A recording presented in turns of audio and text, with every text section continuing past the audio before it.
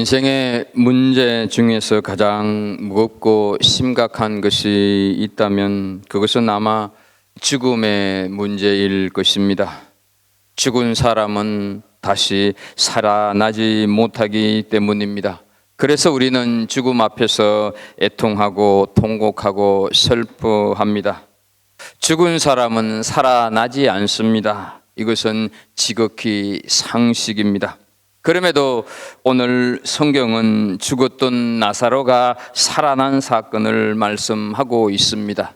요한복음에서만 이 사건을 기록하고 있습니다. 왜 마태와 마가와 누가는 이 나사로 사건이 빠졌는지 자못 궁금하기도 합니다. 물론 새 복음서에도 해당장 야이로의 딸이 죽었다가 살아난 기적은 있습니다. 그러나 무덤에서 시체가 되어서 이미 죽은 지 나흘이 된 사람을 일으키는 사건에 비할 바가 아닙니다. 우리는 제자 요한이 이 사건을 유독 기록한 배경, 그 목적, 그 가르치는 바에 주목할 필요가 있습니다. 요한복음서를 따라 읽다가 보게 되면 예수님께서 베푸신 기적은 혼인잔치에서 시작하여서 장례식장에서 끝나는 순서로 되어 있습니다. 첫 기적인 그 떠들썩한 결혼식장에 만약 포도주가 떨어져 흥겨웠던 잔치, 축복의 잔치가 한순간에 파장이 되었다면 그 혼인잔치는 그야말로 놀림감이 되었을 것입니다. 그러나 예수님은 잔치가 계속될 수 있도록 물도온 하인들 외에는 아무도 모르게 기적을 베푸셔서 축제가 되게 하셨습니다. 본문에 나오는 죽은 나사로를 살리는 기적은 요한복음에 나오는 기적 중 7번째로 마지막 기적인 것입니다. 우리는 예수님이 어떤 목적을 가지고 이 기적을 베푸셨는가 하는 것에 대해서 주목해야 할 것입니다. 예수님께서는 지금 유월절을 기다리고 계시고 그 유월절 후에 십자가를 지실 것입니다. 그리고 죽임당하신 지 사흘 만에 부활하실 것입니다. 이 사실을 이미 제자들에게도 말씀하셨고 이미 몇 번 예고도 하셨습니다. 이 기적은 나사로가 죽었고 또 살아난 것처럼 예수님께서 십자가에 죽으시고 부활하실 것을 예고하는 사건입니다. 본문 11절 말씀을 좀 보겠습니다. 이 말씀을 하신 후에 또 이르시되 우리 친구 나사로가 잠들었도다 그러나 내가 깨우러 가노라 말씀을 합니다. 나사로를 깨우기 위해서 베다니로 가자고 하는 말씀인데 이 11절 시작을 이 말씀을 하신 후라고 요한은 그 시간을 정확하게 기록을 하고 있습니다. 어떤 말씀을 하신 후일까? 요한복음 11장 9절 10절을 보면 낮이 12시간이 아니냐, 사람이 낮에 다니면 이 세상의 빛을 보므로 실족하지 아니하고 밤에 다니면 빛이 그 사람 안에 없는 고로 실족하느니라 말씀을 하고 있습니다. 인생에 비유되는 낮이 12시간에 불과한 만큼 헛된 욕망 때문에 함부로 살기에는 인생이 너무 짧고 미련한 착각 때문에 제멋대로 살기에는 인생이 너무 순식간에 끝나기에 하나님의 도움이 없이 살 수 없는 나사로들에게 다가가는 인생을 살자 하는 말씀과 함께 한편 인생은 12시간이나 되기에 누구든지 진리 안에 거하면 삶을 바꾸기에 충분한 시간이라고 지난주에 말씀을 드렸습니다. 그리고 이 9절 10절에서 말씀하고 있는 빛은 바로 예수 그리스도를 뜻한다는 말씀도 드렸습니다. 내 안에 빛이신 예수 그리스도가 계시면 결코 넘어지지 않는다. 우리 속에 빛이 있으면 실족하지 않는다 하는 것입니다. 그것이 비록 죽음의 위협이라 할지라도 그렇다 하는 것이죠. 우리가 두려움에 빠지는 것은 하나님께서 내 곁에 계시지 않는 것처럼 느껴질 때 두려움에 빠지는 것입니다. 낮이 12시간이고 낮에는 빛이 있는 것처럼 내면의 빛을 간직한 사람은 넘어지지 않는다. 하지만 내면의 빛이 없는 사람은 환난 대난에도 걸려 넘어지도록 되어 있다 하는 것이죠. 아직은 낮이니까, 예수님이 계시는 이 시간까지는 아직은 낮이니까, 빛이 있으니까 우리가 실족할 때가 아니다. 어둠의 시간인 절망하고 두려워하고 무의미하고 무기력한 시간에 지금 빠질 때가 아니다. 바로 낮이기 때문에, 빛이 있기 때문에 그렇다 하는 사실이죠. 오라비가 죽었다고 하는 사실에 절망하고 두려워하고 무기력에 빠져 있는 마르다의 집으로 나사렛을 깨우러 예수님이 가고 계신다 하는 것이죠. 그런데 우리는 주님께서 하시는 말씀을 좀 더 유심히 살펴볼 필요가 있습니다. 우리 친구 나사로가 잠들었도다 그러나 내가 깨우러 가노라. 여러분, 자는 사람은 굳이 깨우지 않아도 때가 되면 일어나지 않습니까? 그런데 왜 단순히 잠든 사람을 깨우기 위해서 예수님께서 그 뜨거운 햇볕을 자초하면서 수십 킬로를 걸어서 베다니로 가셨을까 하는 것이죠. 정 잠든 사람을 깨우려면 아무나 가서 깨우면 일어나지 않겠습니까?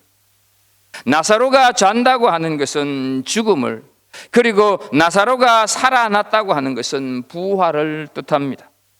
나사로를 통해서 예수님의 죽으심과 부활을 증언하여서 예수님이 누구신가를 지금 알리고 있다 하는 것이죠. 다만 예수님은 죽음을 잠에 비유하여 죽은 나사로가 잠이 들었다, 이렇게 말씀을 하는 것이죠. 그러면 부활은 무엇일까? 죽음이 잠든 것이라고 한다면 부활은 다시 깨어나는 것입니다. 그렇게 예수님께서 비유를 하고 있습니다. 죽음이 잠깐 자는 것이라고 생각하면, 죽음이 잠깐 자는 것이라고 우리가 믿으면 어떻습니까? 죽음에 대한 걱정이 없으시겠죠. 혹시 오늘 여기 계신 분들 중에서 어젯밤 잠이 들면서 태산 같은 걱정을 하셨습니까? 내일 내가 아침에 깨려나 못 깨려나 그렇게 걱정해야 하지 않는가 하는 것이죠. 그런데 왜 아무 걱정하지 않고 주무셨습니까? 도대체 내일 내 아침에 어떻게 일어난단 말인가? 이 눈을 한번 감으면 나는 어떻게 되는데 왜 걱정하지 않습니까?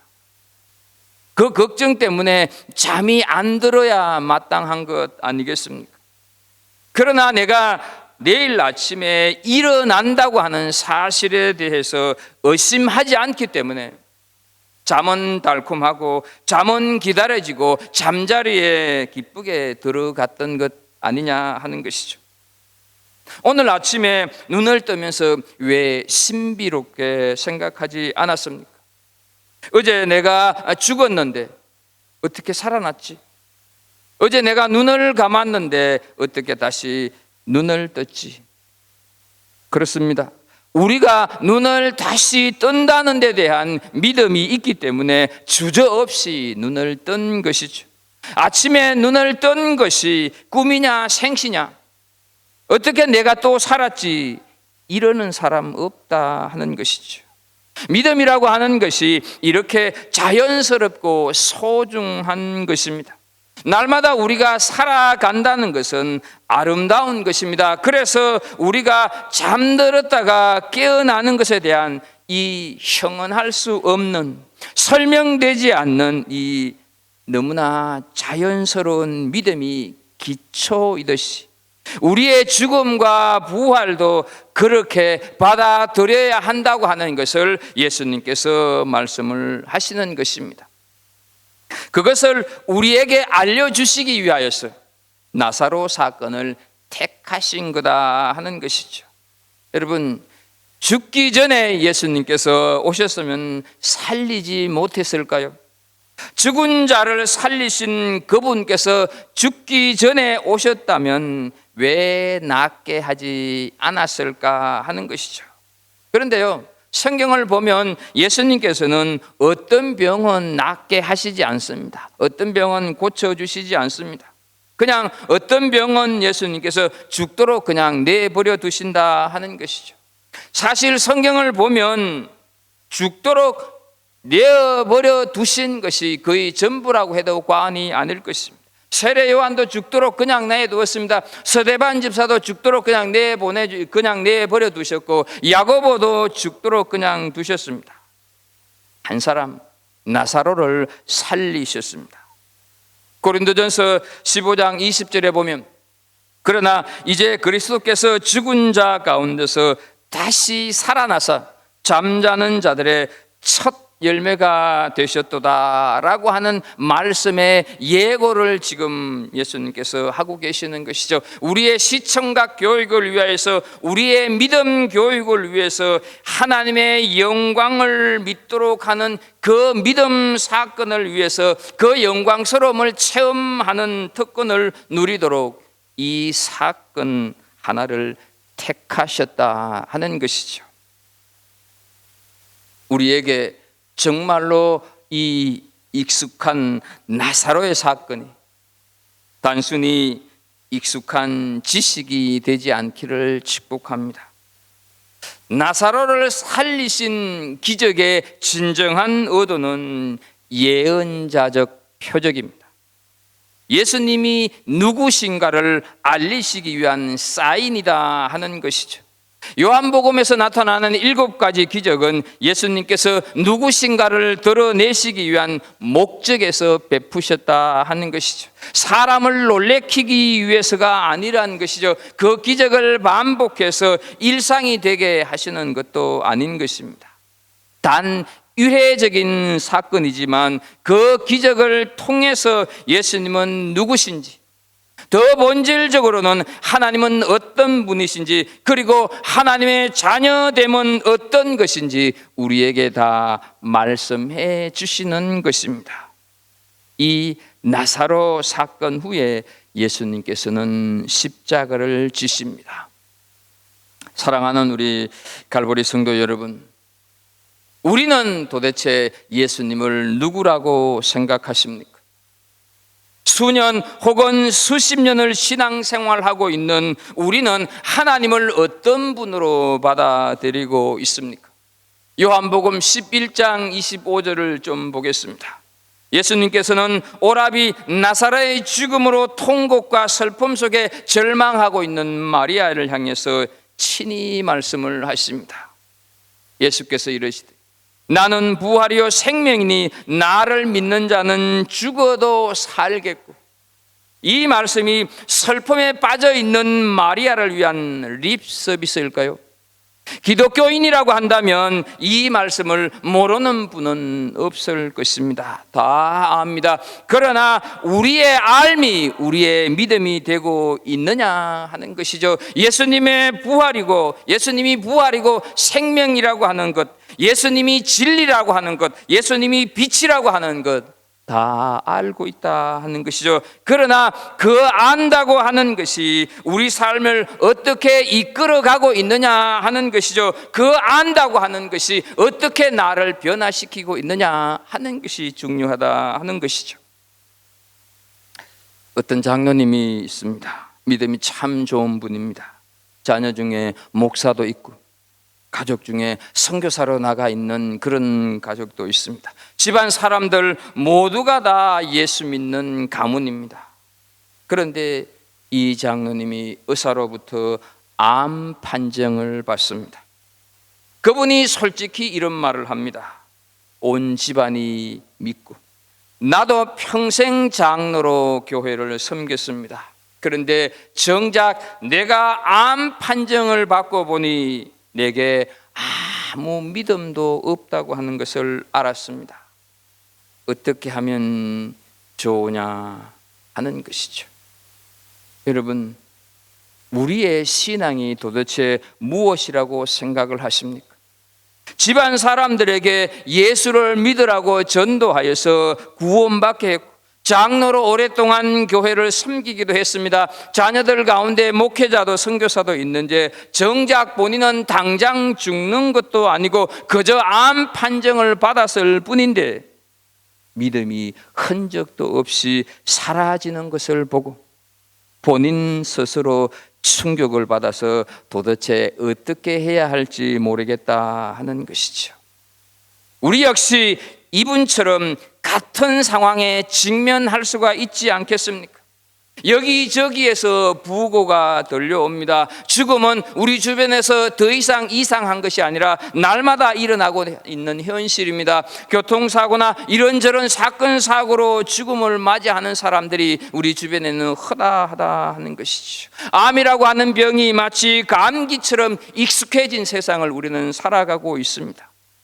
세상 한가운데서 이 불행과 고통과 고난의 현장 가운데 있는 우리의 믿음은 과연 무엇이냐 하는 것이죠. 어느 목사님은 더 충격적인 고백을 합니다.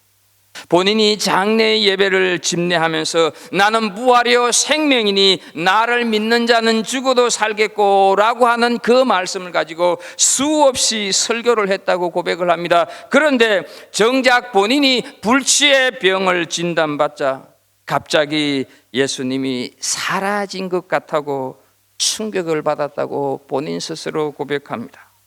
내가 왜 이런 병에 걸렸느냐? 아니다, 오진이다 하면서 받아들이지를 않고 있습니다. 한번 만나고 싶어서 기별을 했었지만 아무도 만나기 싫다고 하면서 그냥 투병 생활을 하고 있습니다. 히브리서 11장 1절 세번역 성경에서 믿음은 바라는 것들의 확신이요 보이지 않는 것들의 증거입니다 라고 말씀을 하는데, 우리의 믿음이 도대체 어디에 근거하고 있는지 분명히 내 자신에게 확인하지 못한다고 한다면 사실 아무것도 믿지 않는 것입니다. 그야말로 신앙생활이 아닌 종교생활, 문화생활에 불과하다 하는 것이죠. 주일이면 딱히 다른 데 가는 것보다 교회 오는 것이 마음이 좀 편안하고, 안 믿는 사람들과 어울려서 쓸데없는 잡담을 하는 것보다 믿는다고 하는 사람들과 어울리는 것이 좀 더 우아해 보이고 좀 더 덜 부딪히고 교양 있는 것 같아서 나오는 정도에 그칠 수가 있다 하는 사실이죠. 그러다 보니 믿는다고 하면서도 예수님의 부활을 두고 엉뚱한 소리를 하는 사람 많이 있습니다. 예수님을 진실로 부활로 생명으로 믿느냐 하는 것이죠. 하나님을 진실로 창조주로 고백하고 있느냐 하는 것 스스로에게 질문해 보시기를 바랍니다. 우리는 이제 우리 자신의 장례 예배를 앞두고 있는 사람들입니다. 이미 자녀들 결혼시키고 자녀들 다 제 가락대로 살 수 있게 한 분들 우리 가운데 많이 있습니다. 날마다 장례 예배가 부고로 부엄으로 들려지는 세상을 살고 있다 하는 것이죠. 여기에 제외될 사람은 아무도 없습니다. 나는 부활이요 생명이니 나를 믿는 자는 죽어도 살겠고, 이 한 말씀이 우리 신앙 전체를 이끄는 중심이 되어야 한다 하는 것이죠. 이 말씀을 우리가 새기도록 하기 위해서 예수님은 여전히 여러 기적을 베푸셨다 하는 사실을 우리는 기억해야 합니다. 혹시 수많은 은혜를 경험하면서 살아오셨습니까? 아니면 여전히 고난 가운데 계십니까? 아니면 여전히 병고에 시달리고 계십니까? 아니면 가까운 가족의 상실에 아파하고 계십니까? 그 모든 인생들을 향해서 예수님께서 선포하고 계시는 나는 부활이요 생명이니 나를 믿는 자는 죽어도 살겠고 하는 이 말씀이 귀에 생생히 들리고 마음판에 새겨지고 우리 삶의 능력이 되기를 주의 이름으로 축복합니다. 제자들은 깨우러 가자고 하는 예수님의 말씀을 그냥 문자적으로 받아들여서 12절을 보면 잠들었으면 낫겠나이다 이렇게 반문하고 있습니다. 이 말씀 속에는요, 잠들었다고 하면 굳이 깨우지 않아도 일어날 것인데 왜 위험을 무릅쓰고 유대로 다시 가시려고 하느냐 하는 항변이 들어있는 내용의 말이다 하는 것이죠. 그러나 잠들었다고 하는 예수님의 말씀은 13절을 보면 예수는 그의 죽음을 가리켜 말씀하신 것이나 그들은 잠들어 쉬는 것을 가리켜 말씀하신 줄 생각하는지라 하였어. 잠은 죽음을 말하는데 제자들이 제대로 알아듣지를 못했다 하는 것이죠. 그래서 예수님께서는 하는 수 없이 제자들이 알아들을 수 있도록 나사로가 죽었다고 14절에서 직설적으로 말씀을 하고 있는 것을 보게 됩니다. 그리고 이어서 이런 말씀을 하십니다. 15절입니다. 내가 거기 있지 아니한 것을 너희를 위하여 기뻐하노니 이는 너희로 믿게 하려 함이라. 그러나 그에게로 가자 하시나니. 여러분, 여기에서 거기는 어디를 얘기하는 것입니까? 나사로의 죽음의 현장입니다. 그런데 죽음의 현장에 예수님이 없었던 것이 기쁨이 되었다고 말씀을 하고 있습니다. 왜 기쁨이 되었습니까? 어차피 죽을 병에 걸린 사람은 언제 죽어도 죽는데 나사로의 죽음도 그런 의미에서 잘된 일이라, 이런 뜻 때문에 기뻐했다고 말씀하는 것일까요? 아닙니다. 두 가지 이유 때문입니다. 하나는 나사로를 통해서 일어날 일은 하나님이 아들 예수님으로 인해서 영광을 받으시기 때문입니다. 다른 하나는 예수님이 이제 곧 행할 표적으로 인해서 제자들이 예수님을 믿게 될 것이기 때문입니다. 예수님께서 거기 계시지 않았기 때문에 예수님께서 가셔서 죽은 나사로를 다시 살릴 수 있게 되고, 제자들에게 부활의 믿음과 확신을 심어 주어서 예수님이 하나님께서 보내신 메시아임을 믿게 될 것이기에 기뻐하신다 하는 것이죠. 그리고 그 기쁨을 확인하기 위해서 가자, 이렇게 말씀을 하고 있습니다. 이 말씀이 우리에게 주시는 교훈은 무엇입니까? 하나님의 도움이 없이 살 수 없는 나사로가 죽어가고 있는 이 현실, 걱정과 염려로 하루도 편할 날이 없는 인생, 욕망과 욕심으로 의식도 죽어 있고 양심도 죽은 인생에게 예수님께서 가시는 그곳은 언제나 소망이 싹 튼다고 하는 사실을 우리에게 교훈하고 있는 말씀입니다. 사망의 음침한 골짜기를 걸어가는 우리 인생들에게 주님께서 오셔서 깨우시기에 비록 현실이 무너져도 죽음이 생명으로 살아난다고 하는 것을 교훈하고 있는 말씀이다 하는 것이죠. 그래서 기쁨이 된다 하는 것입니다. 아무리 죽음 한가운데 빠져 있는 자라 할지라도 주님께서 가시면 그를 깨우실 수 있습니다. 주님께서 부활이고 생명이시기 때문에 그렇다 하는 것이죠.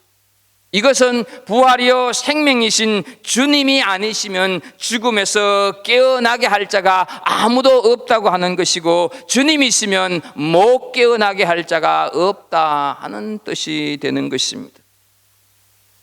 의식과 양심, 이성이 죽어버렸던 우리, 온 영혼이 죽었던 우리, 그래서 욕망이라고 하는 무덤 속, 그래서 본능이라고 하는 관 안에서 이기심과 쾌락이라고 하는 수의를 입고 누워서 철저하게 죽음의 삶을 살아가고 있던 우리가 도대체 이만큼이라도 깨어있는 삶을 살 수 있는 것 어떻게 된 것일까 하는 것이죠.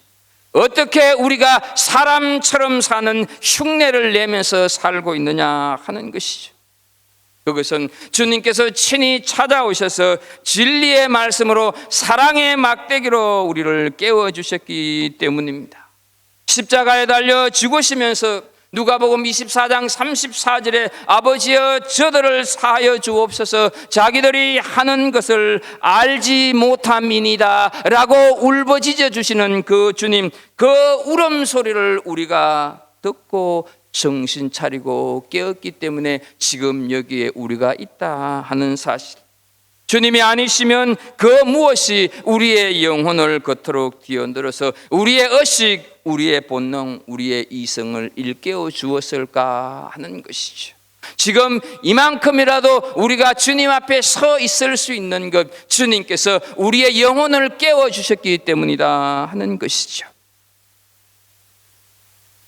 베른이라고 하는 프랑스 사람이 쓴 책, 나는 늘 주님께 등을 돌리고 살았지만 주님은 언제나 계시네 라고 하는 긴 제목의 책에서 그가 이런 말을 합니다. 내가 이처럼 눈코 뜰 새 없이 바쁘게 살고 있는데 하나님께서 어떻게 그 틈을 뚫고 내 삶 가운데 와 계신가 하고 그는 감탄을 한다 하는 내용을 그 책에 적고 있습니다. 여러분, 그렇지 않습니까? 아침부터 저녁까지 우리는 온종일 주님을 잊어버리고 살아갑니다. 그러나 한순간 불현듯 눈을 들어서 보면 주님께서 언제나 내 삶 한가운데 앉아 계십니다. 그래서 우리의 양심을, 그래서 우리의 영혼을 두들겨 깨우신다 하는 것이죠. 무덤 같은 내 삶 속에 찾아오셔서 죽음 같은 내 영혼을 깨우시는 주님의 사랑, 이것이 바로 기적이다 하는 사실이죠. 그렇기 때문에 우리는 이 기적을 베푸셔서 깨워주신 주님께 감사하는 삶이 우리 안에서 일어나야 할 줄로 믿습니다. 내가 주님께 등을 보이면서 산다고 해서 주님마저 내게 등을 돌리시다고 한다면 내가 지금 세상의 온갖 모든 보화로 치장을 하고 있다 한들 실은 죽음의 한가운데서 시체처럼 누워 있을 것 아니겠느냐 하는 것이죠. 살아오시면서 세운 수많은 계획들이 무산되어서 마음이 고통스럽습니까? 건강이 흔들리십니까? 실패한 것 때문에 마음이 어렵고 힘이 드십니까? 자녀들이 속을 썩이고 있어서 고통스럽습니까? 그러나 여러분, 그것으로 인해서 여러분 한 사람 한 사람의 영혼이 더 분명하게 깨어났음을 믿으시기를 축복합니다. 하나님께서는 실패라고 하는 막대기, 하나님께서는 건강이라고 하는 막대기, 하나님께서는 자녀라고 하는 막대기로 여러분 우리 한 사람 한 사람을 깨웠기 때문에 지금 내가 여기에 있다 하는 사실이죠. 이 사실을 깨닫는 것이 바른 믿음이고 성숙한 믿음인 줄로 믿습니다. 어떤 프로그램에서 아이와 아버지가 축구 놀이를 합니다. 그런데 참 희한하게도 아들이 차는 공마다 골인이 되는 겁니다. 높이 차도 골인, 옆으로 완전히 빗나갔는데도 골인이 되는 겁니다. 왜 그런가 해서 찬찬히 살펴보았더니 아버지가 골대를 들고 이리저리 옮기고 있는 것입니다. 높이 차면 골대를 높이 들고 완전히 빗나가게 차면 잽싸게 달려가서 골대를 들이대고 그래서 골인이 되게 하고 있었다 하는 사실이죠. 여러분, 우리 삶이 그렇다고 생각되지 않습니까? 내가 잘못 찬 내 인생 하나님께서 인도라고 하는 막대기로 골인이 되게 하셨고 내가 부족해서 무너져서 잘못 찬 내 공 같은 그런 인생을 하나님께서는 체험이라고 하는 막대기로 내 인생의 골대를 옮기셔서 끝까지 사는 동안 주님을 닮아가면서 합력하여서 선을 이루는 인생을 경험하게 하셨기 때문에 오늘 우리가 지금 여기에 있는 것 아니냐 하는 것이죠. 이것을 체험한 믿음의 사람 다윗은 시편 23편 4절에서 내가 사망의 음침한 골짜기로 다닐지라도 해를 두려워하지 않을 것은 주께서 나와 함께 하심이라 주의 지팡이와 막대기가 나를 안위하시나이다 라고 고백을 하고 있습니다. 그리고 그 막대기로 깨우시는 선하심과 인자하심이 골대가 따라다니듯이 내 인생을 따라다니시기에 다윗은 6절에서 내 평생의 선하심과 인자하심이 반드시 나를 따르리니 내가 여호와의 집에 영원히 살리로다 찬양을 하고 있다 하는 것이죠. 이제 우리가 한 주간 살아가면서 해야 할 실천이 남아 있습니다. 우리 인생을 하나님께서 깨우셔서 지금 여기까지 있게 하셨습니다. 그렇다면 우리 역시 깨우러 누군가에게로 가야 할 책임이 저절로 생기는 것입니다. 욕망에 죽어 있고 의식과 양심에 죽어서 멸망의 길로 달려가고 있는 자들을 깨우러 가는 우리 삶이 되어야 할 줄로 믿습니다. 낭망하고 무너져 있는 외로움과 고독 속에 지쳐 있는 자들을 우리가 깨우러 가야 할 줄로 믿습니다. 이번 한 주간도 우리 삶의 현장에서 죽어 있는 영혼들을 깨우는 힘찬 걸음들이 되시기를 주 예수 그리스도 이름으로 축복합니다. 기도하겠습니다. 하나님 아버지, 오늘도 우리에게 이 시간을 허락해 주시고 우리를 날마다 깨우시고 날마다 우리를 훈계하셔서 여기까지 있게 하심을 감사를 드립니다. 거룩하신 하나님 아버지, 이제 우리가 주님의 깨우심으로 여기까지 있어사오니 하나님, 우리의 깨움이 필요한 자들을 향해서 달려가는, 우리의 깨움이 필요한 자들을 위해서 나아가는 그런 삶을 사는 우리 믿음의 식구들 다 될 수 있게 하여 주옵소서. 예수님의 이름으로 기도합나이다. 아멘.